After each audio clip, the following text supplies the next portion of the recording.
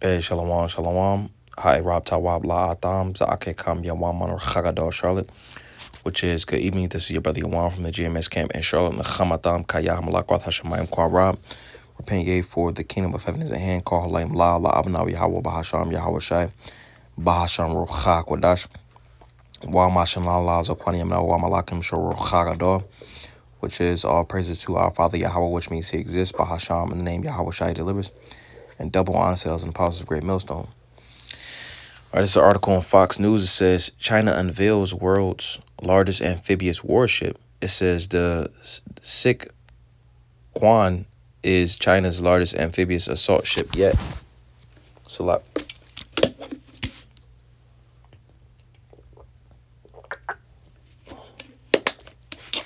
And it says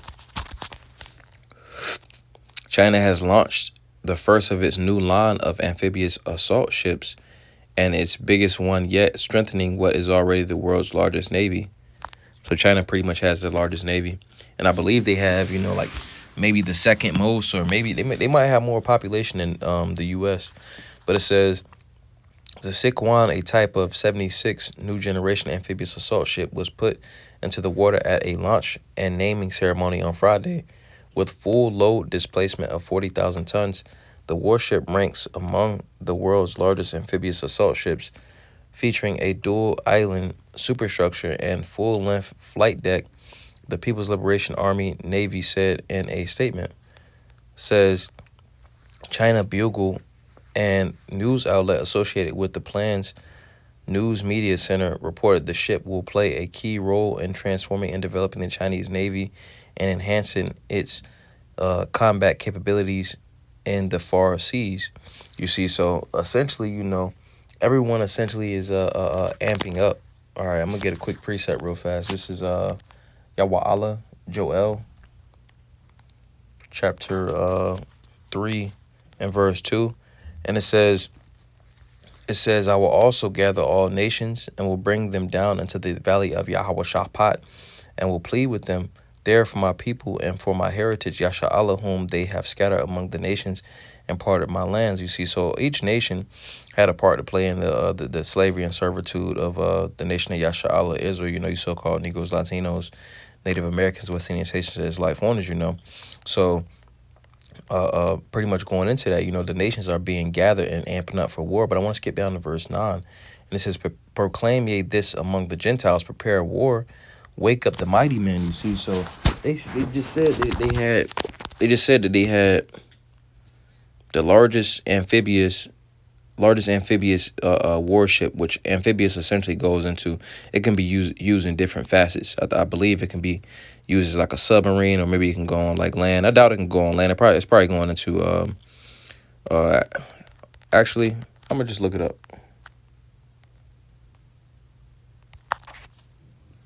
It says amphibious warship is an assault ship is a type. It says warfare is a type. Excuse me.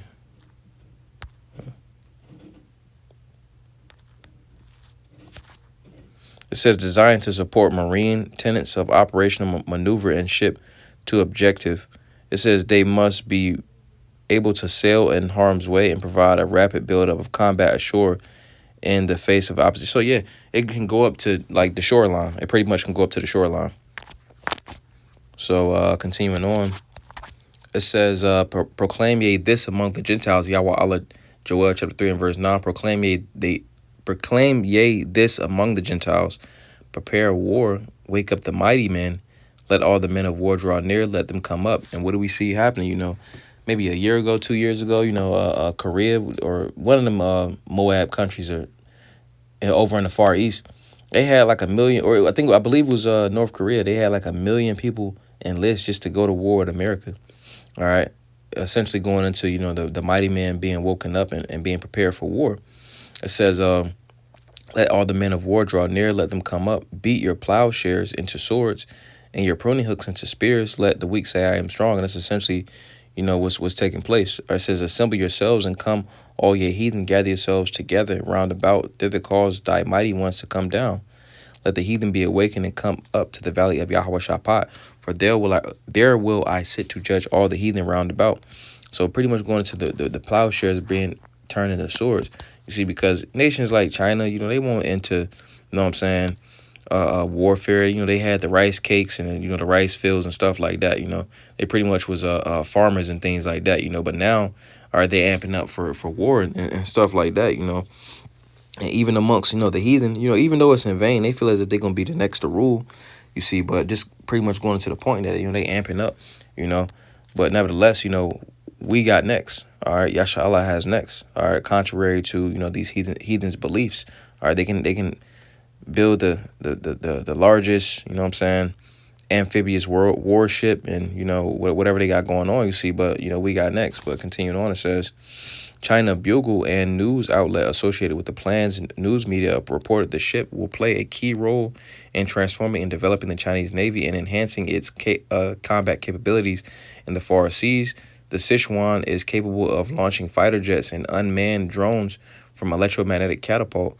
It is designed to carry ground troops and landing craft with air support. It says the ship also features arrestor technology that Chinese researchers boast will allow fighter jets to land on its deck similar to an aircraft carrier. It says China launched its first amphibious assault ship, Type 75 class warship called the Hai Anan in 2019.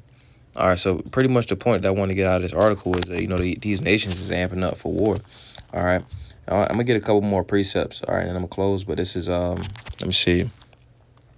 Let's get Yahazak Allah chapter 21 and verse 9, and it says, Son of man, prophesy and say, Thus saith the Lord, say a sword is sharpened and also furbished. It is sharpened to make a sore slaughter. It is furbished that it may glitter. Shall we then make mirth? It contemneth the rod of my son as every tree, and he hath given it to be furbished that it may be handled. This sword is sharpened, and it is furbished to give it into the hand of the slayer. All right, and ultimately, the sword, all right, the Lord's ultimate sword going into them nukes. All right, these countries are mounting up with the nukes. All right, you got the Satan 2, you got the Mawa Abba, the Moab missile. All right, each country is essentially getting that button. Each country is getting that button, to send over the nukes. All right, to destroy America, Babylon the Great, and Esau's hegemonies.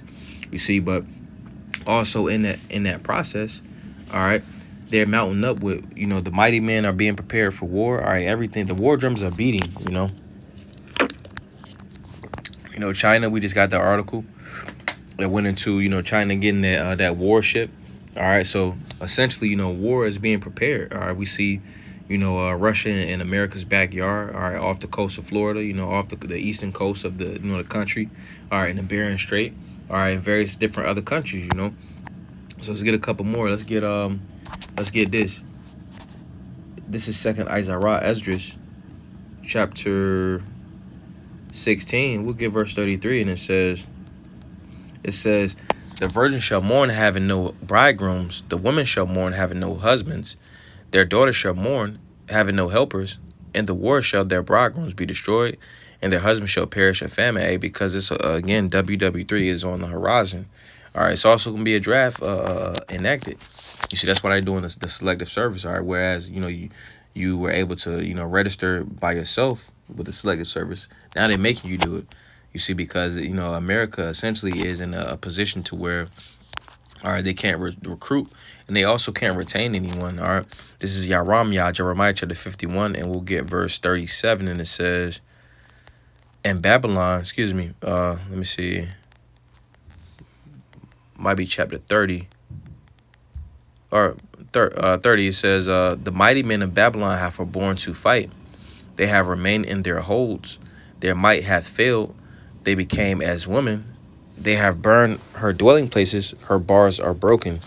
All right, let's get this in the NLC. It says, her mightiest warriors no longer fight. They stay in their barracks. Their courage is gone. They have become like women. The invaders have burned their houses and broken down her city gates. It was another one, I believe it's in Jeremiah 50 and 37, and it says,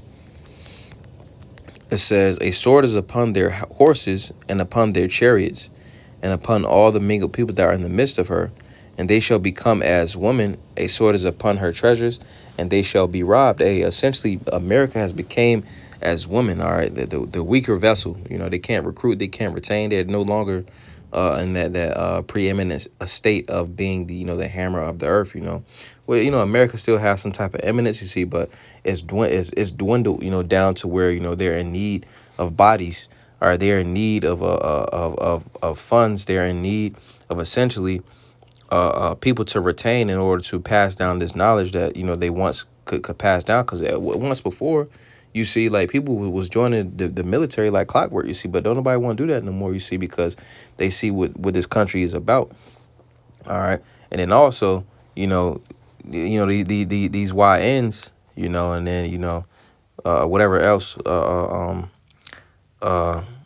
demographic joins the military. They no longer want to do that anymore. They want to essentially play video games, and just be lost members of society, so to speak. You see, but essentially just going to the point that America, in this war is going to lose terribly. All right, you see, because essentially how things are going, that they are the women, they are the weaker vessel in the country, and that's how it's destined to be. That's how it's going to happen. All right, this place is going to go down. You see, but I just want to go and touch on the point of the war drums are beating. You see. So yeah, Adam Artazaza Banaya Palu as well. That was a beautiful edification through the spirit. Wa Adam Artaza Atam Yash like a lot of Wablo as well. You have a good night. Wa Shalom Lakam, which is peace and tea wall.